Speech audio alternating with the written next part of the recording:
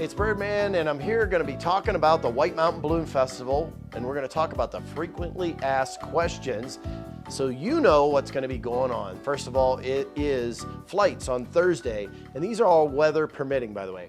Thursday, Friday, Saturday, and Sunday, there's going to be flights, okay? You can go out to the field to watch the balloons fly away, and then some of the balloons are going to be blowing up afterwards so people can see them there. So not as many balloons in the air, but a lot more interactive so that you can see them. It's free to attend. There's no cost. So if you see tickets or people selling tickets, that's a scam. So scam alert right there. Don't do that. There's no need to buy a ticket. You just come out and participate. People are asking all kinds of sorts of things about what to do when they come out there.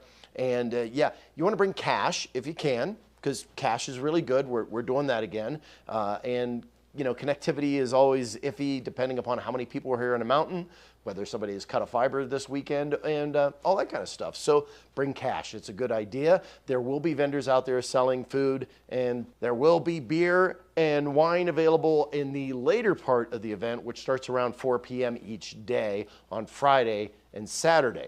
Hey, the balloons take off at 6 a.m., so be out there early if you want to see them take off. Also, remember there's going to be breakfast out there on Friday, Saturday, and Sunday morning. So the Rotary will be doing that. It's a great pancake breakfast. Check that out. Okay, so let's talk about some of the questions people ask. Number one, fire safety. Okay, we know we're in stage 2 right now, at least when we're filming this, and don't even know they may close the forest or not. White Mountain Apache Tribe has closed their forest at this point. So we're always in this realm. If they do fly and they're allowed to fly, these things have an emergency shutoff valve, so it shuts off that fire immediately.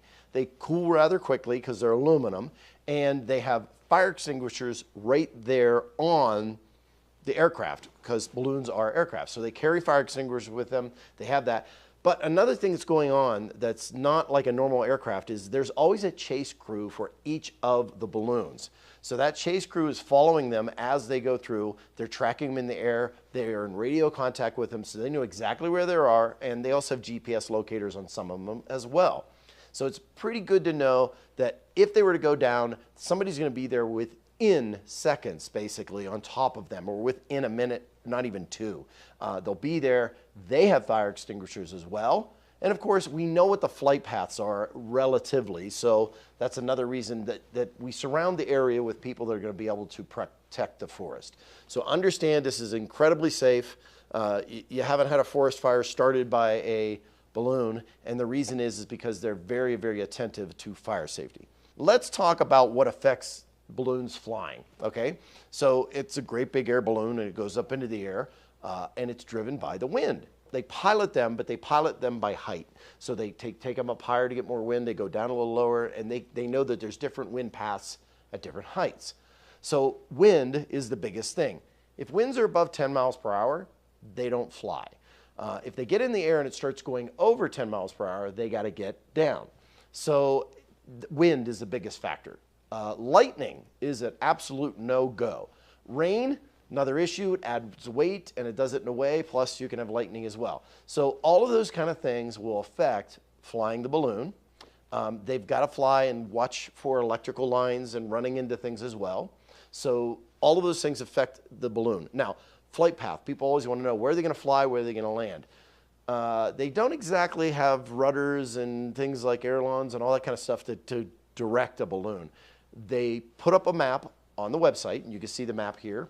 And that shows you the general area that they'll fly. Now, there is a landing area usually that most of them end up in, which is over there off of the 260 and sits behind. There's a baseball field back there, and there's fields that are behind in a certain area. That area is usually a pretty good guess that you'll have some balloons landing there, but they can land anywhere in that area. If you want to view them, of course, Rainbow Lake is a phenomenal place to sit on the side and watch. There's people out there in kayaks. You'll see them there as well. Okay, so that gives you an idea about the safety of the balloons and where you can see them and where they're going to be flying. We'll talk a little bit more on the other FAQ. We did one talking about why it's the weekend that it is in June. We're going to do one more talking about what to do and how to enjoy the atmosphere out there in the field with the Mountain Meadow Recreational Complex. So we'll see you in the next FAQ.